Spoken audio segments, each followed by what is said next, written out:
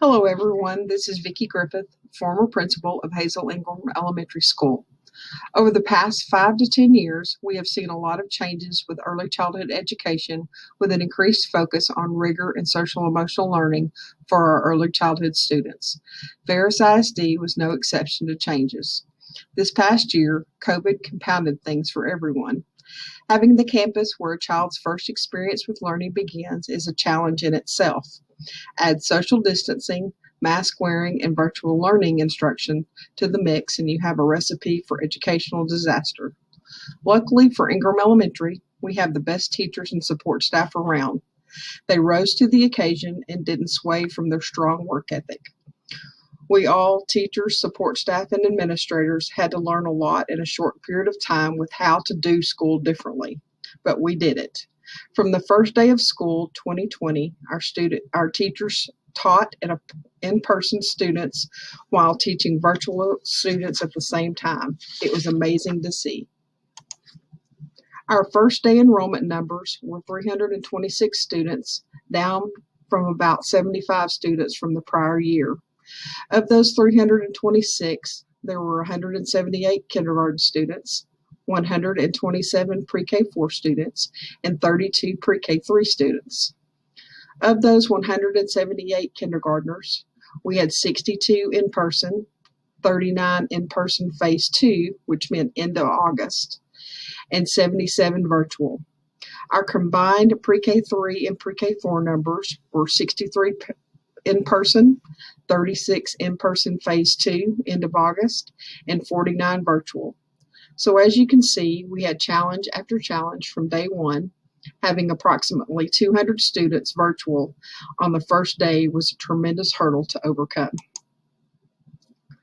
Our data that was gathered for the year came from CLI Circle Test for pre-K3 and pre-K4 students, as well as MAP testing and DRA testing for our kindergarten students. Every student was tested either in person, one-on-one, by computer, or tested virtually at the beginning of the year, middle of the year, and at the end of the year in several areas.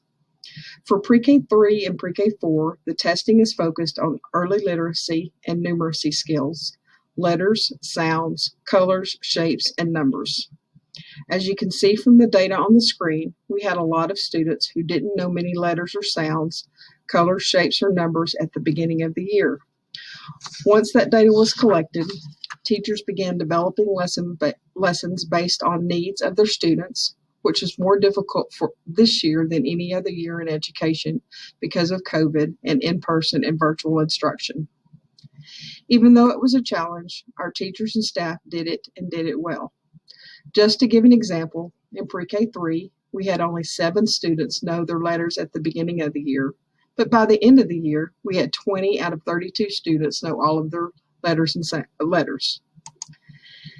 In pre-K4, we had 15 students at the beginning of the year who knew their letter sounds, but by the end of the year, we had 118 out of 127 students know all of their letter sounds. Both of these points are huge gains for our pre-K students. In kindergarten, our students started out the year already above their national peers in reading and math. By the end of the year, they finished above their national peers again and made a 13.3 point gain in reading, a 15.8 point gain in math, and a 13.0 gain in SLAR, which is Spanish Language Arts and Reading. Also, one of the main focuses in kindergarten is for all students to read independently on a level 4 reading level by the end of kindergarten.